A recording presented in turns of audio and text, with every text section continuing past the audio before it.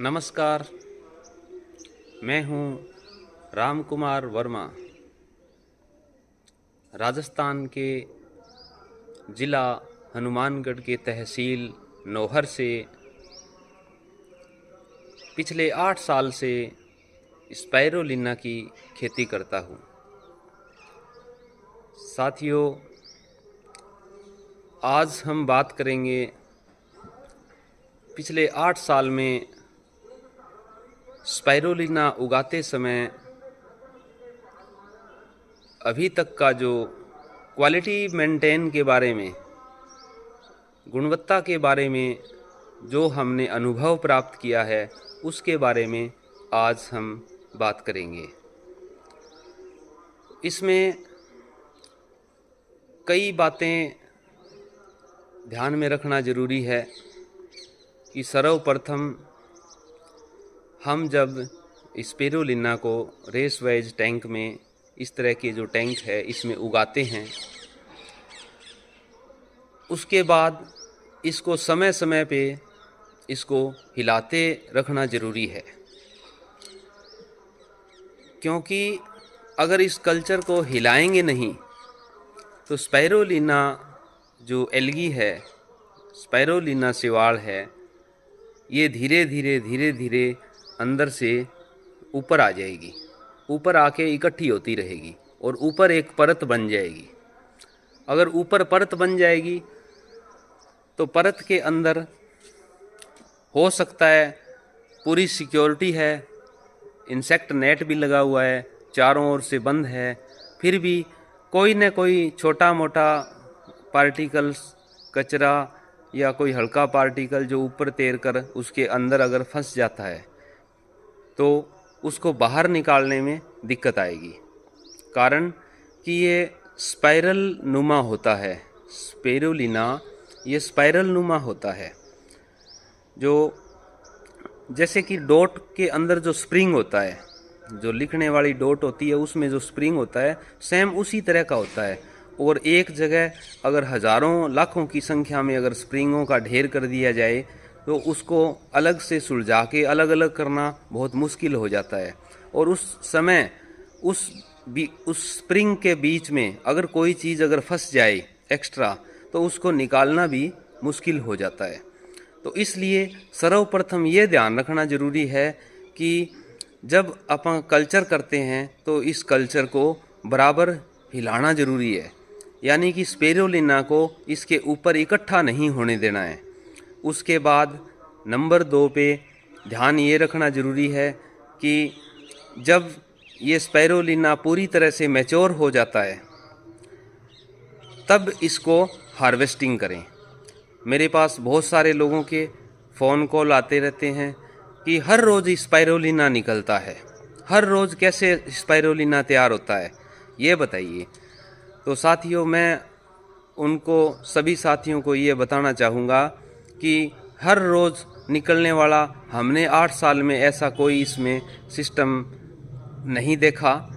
हमारे वैज्ञानिकों ने हमें जो सिखाया गया था तो उन्होंने हमें ये बताया था कि इसकी जो लाइफ साइकिल है वो 14 दिन की होती है। ये इसकी फसल पूरी अच्छी तरह से पक के तैयार होने में 10 से 14 दिन का समय लगता है।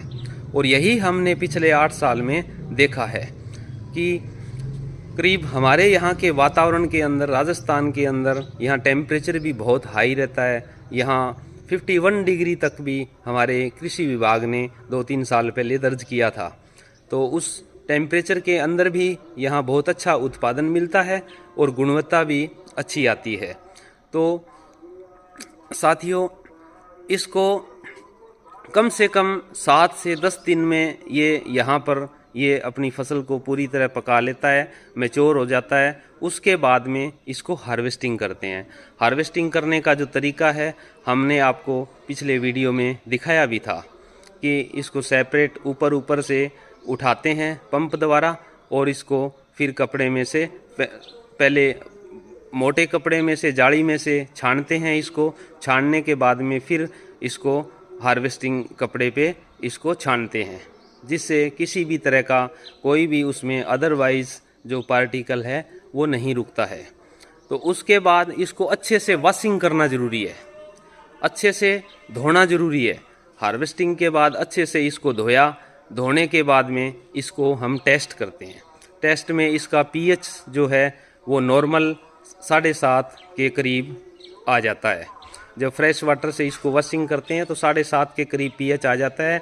और खाने में जो स्वाद होता है, जीभ का स्वाद है, वो एक तरह से जैसे मानो न्यूट्रल हो जाता है, जिसमें ना तो नमकीन होता है, ना मीठा होता है, ना और कोई टेस्ट होता है। इसमें जो टेस्ट आता है वो टेस्ट आता है जैसे घी से मिलता जुलता टेस्ट, घी या तेल से मिलता जुलता जो टेस्ट हमने इसमें महसूस किया है। तो और उसके बाद इसको सेपरेट रूम के अंदर, अगर नेचुरल तरीके से हम इसको सुखाते हैं तो सेपरेट रूम के अंदर इसको सुखाया जाता है। पूरी तरह से इसका पानी, जैसे हलवाई पनीर में से पानी निकालते हैं, उस तरह से इसका पानी निकाल के और इसको फिर सेपरेट साफ़ सुथरे रूम के अंदर इसको जो अपनी ये जो कपड़ा होता है ना, पॉलिस्टर कपड़ा जिसमें कोई धागा वगैरह ये नहीं निकलता हो, उसके ऊपर नूडल्स बना के, पतली पतली नूडल्स बना के इसको हम सुखाते हैं। जैसे कि एक पॉलीथीन ले लिया, जैसे हमारे महिलाएं जो मेहंदी लगाती है उसकी जो कीप होती है मेहंदी वाली, उस तरह से उस डिज़ाइन में एक पॉलीथीन का बना के उसके अंदर एक छोटा सा सुराख निकाल के और उसके अंदर चम्मच से इसको डालते हैं मटेरियल को, बायोमास को, स्पिरुलिना के, और उसको ऐसे करके जैसे जलेबी निकालते हैं हलवाई, उस तरह से उस कपड़े के ऊपर इसको निकालते हैं। निकालने के बाद में कमरे को बिल्कुल बंद कर देते हैं। बंद करने के बाद उसमें एक रूम हीटर चला देते हैं और रूम हीटर चलता रहता है और साथ में ये धीरे धीरे सूखता है। ये 12 घंटे के अंदर अंदर, 8 से 12 घंटे के अंदर अंदर सूख जाता है। पूरी तरह से सूखने के बाद हम इसको इकट्ठा करते हैं। इकट्ठा करने के बाद फिर इसका हम टेस्ट कराते हैं। पहले तो इसका नमी टेस्ट करते हैं। नमी अगर 6-7% या 8% रहे तो वो सबसे बेस्ट रहेगा, क्योंकि ज़्यादा अगर नमी रहेगी तो उसमें कोई न कोई, किसी न किसी तरह की वायुमंडल से आके कहीं न कहीं से फंगस जो है वो लग सकती है। अगर उसमें फंगस लग गई तो फिर ये इंसान के खाने लायक नहीं रहेगा। तो उसके बाद जो इसका जो तरीका है चेक करने का, इसकी क्वालिटी टेस्ट करने के जो फिजिकल तरीका है, वो मैं आपको वैसे दिखाता हूँ अभी आपको।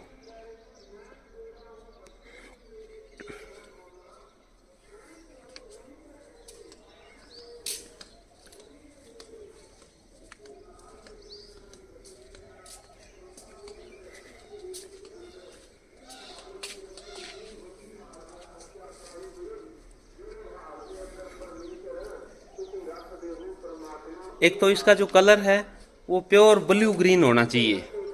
प्योर ब्लू ग्रीन अगर कलर कल्चर का होगा तो ही उसकी अच्छी गुणवत्ता आएगी। जैसे उसके बाद में तैयार जो माल होता है वो हम आपको दिखाते हैं। एक तो ये है, ये हमारे पास जो कहीं बाहर से बेचने के पर्पज से हमारे पास ये आया था सैंपल, तो ये हमारे पास रखा हुआ है। एक तो ये है, जैसे कि इसमें देखो तोता कलर नज़र आ रहा है। दूसरा ये भी हमारे पास बेचने के उद्देश्य से बाहर से आया था, इसके अंदर भी यही हल्का ग्रीन, हल्का हरा रंग नज़र आ रहा है। और तीसरा हमारे यहाँ पे जो हम इसकी गुणवत्ता को ध्यान में रखते हुए इसकी जो हार्वेस्टिंग करते हैं और तैयारी करते हैं वो है हमारा ये। इसमें देखो, क्योंकि ये है ब्लू ग्रीन एलगी, ये ब्लू ग्रीन एलगी बोलते हैं नील हरित शैवाल।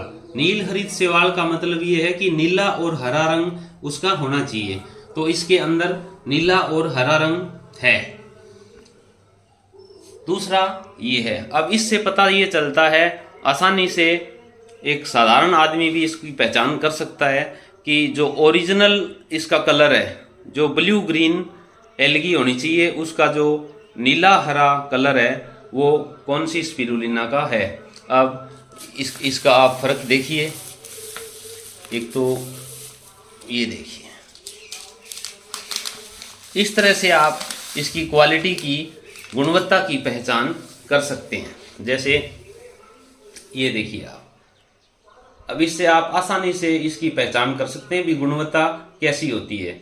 एक तो पहचान ये होगी कि कलर, इसका रंग जो है वो इसके नाम के हिसाब से नीला और हरा मिक्स होना चाहिए, तो आपकी स्पाइरुलिना की गुणवत्ता है वो अच्छी है।